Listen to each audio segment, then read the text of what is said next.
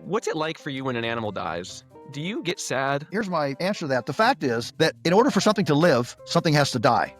That's a fact. And now what we know about how fungi talk to each other and how pheromones among carrots and acacia trees and everything that's living talk to each other, we now know this communication stuff, this sentient stuff is not just an animal thing. It's a life thing. The old cosmos is pulsing with language, with communication, with dynamic response and dynamic relationship. And so whether it's a carrot or a cow, in order for us to live, something has to die. And one of the most dramatic examples of this is a compost pile. A compost pile is nothing more than a pile of organisms eating each other. I mean, that's how it works.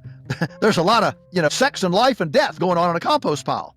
If you don't believe me, go lie down in your flower bed for a week naked and see what gets eaten. Everything has to eat to stay alive. And this is a profound spiritual concept that something has to die in order for something to live. I mean, in our Christian faith, Jesus had to die in order for us to have eternal life. So it's completely consistent. But what makes that sacrifice sacred and not sacrilege? Well, what makes it sacred is the honor bestowed on the life while it was living. There's nothing sacred about a Tyson chicken dying. It's just glad to be put out of its misery. Has a miserable life, miserable existence. Good, we're over.